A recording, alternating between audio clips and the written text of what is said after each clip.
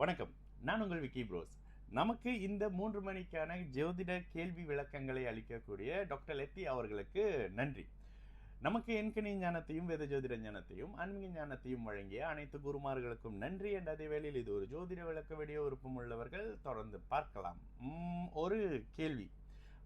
பிறக்கும்போது when we grow up ராசி and லக்னம் சேஞ்ச் ஓகே, நம்ம பிறக்கும் போது இருக்கக்கூடிய ராசி நம்ம வளர வளர மாறுமா, ராசியும் லக்னமும் சேமா இருக்குமா இல்லை மாறுமா அப்படின்ற கேள்வி கேட்குறாங்க. இதுக்கு நான் என்ன ஒரு பதில் சொல்கிறேன்னா, ஒருத்தருடைய பேர் வந்து அருண்ங்க.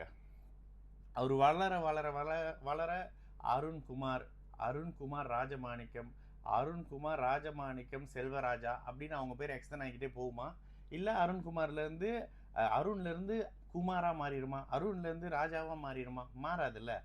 நீங்க பிறக்கும்போது வானத்துல எந்த மாதிரியான வானிலை அமைப்பு இருக்குதோ அதுதாங்க நம்மளுடைய ராசி கட்டத்தில் இருக்கக்கூடிய பிளானட்ஸ். ஓகேங்களா? அதாவது இந்த வீட்டில் அவர் இருக்காரு, சனி இப்போ மீனத்தில் இருக்காரு, குரு இப்போ அதிசாரமாக கடகத்தில் இருக்கிறாரு, ராகு கேதுக்கள் வந்து ராகு கும்பத்தில் இருக்காரு. இது வேற ஒரு கோச்சாரம், ஒரு ஜோதிடருக்கு அப்படியே மைண்டில் இருக்கணும் இன்னைக்கு என்ன ராசி என்ன நட்சத்திரம் வரைக்கும். அப்போது அவர் கேது இங்கே இருக்கிறாரு, புதன் அங்கே இருக்கிறாருன்றது உங்களுடைய பிறந்த ஜாதகத்தை அன்னைக்கு வானத்தில் எப்படி இருக்காங்களோ அப்படியே ஒரு ஸ்னாப் பண்ண ஒரு விஷயம்ங்க. இதுதான் ஜோதிடம்.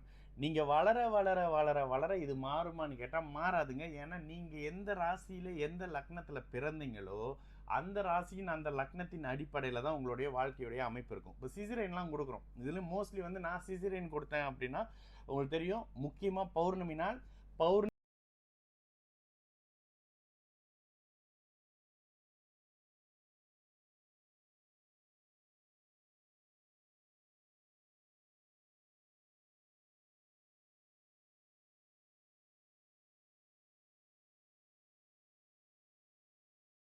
ஒளியான சந்திரன் ராசி லக்னங்கள் ஒளியாக இருக்கணும், கூடவே சேர்ந்து தசா புத்தி சூப்பராக இருக்கணும். இந்த அமைப்புகளில் தான் ஒருத்தருக்கு சிசேரியன் அமைப்பு கொடுப்பேன். இல்லைன்னா இல்லைங்க சரியாகவே இல்லை அப்படின்னு சொல்லி அனுப்புன மாதிரியான அமைப்புகள்லாம் இருக்குது.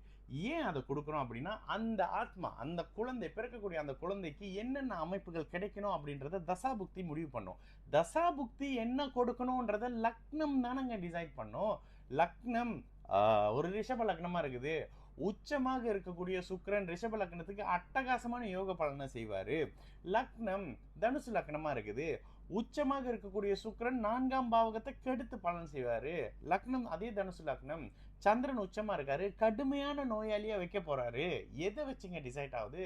சந்திரன் உச்சமாகலாம், ஆனால் எந்த லக்னத்துக்கு அவர் கெடுதலை பண்ணுவார்? கும்ப லக்னத்துக்கு கெடுதல் பண்ணுவார், தனுசு லக்னத்துக்கு கெடுதல் பண்ணுவாருன்றத லக்ன வாரியாக டிசைட் பண்ணுறோம்ல. அப்போது நீங்கள் பிறக்கிற அந்த 2 மணி நேரத்துக்கு ஒரு லக்னம் இருக்கும். அந்த லக்னமாகப்பட்டது தான் உங்களுடைய வாழ்க்கை அமைப்புகளை நிர்ணயம் பண்ணுது தசா புத்தியின் அடிப்படையில். ராசி 2.5 நாளைக்கு இருக்கும். சந்திரன் 2.5 நாளைக்கு ஒரு வீட்டில் இருப்பார்.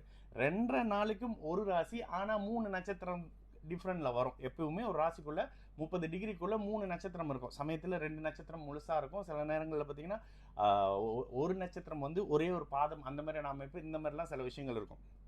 ஆனால் இது மாறுமா?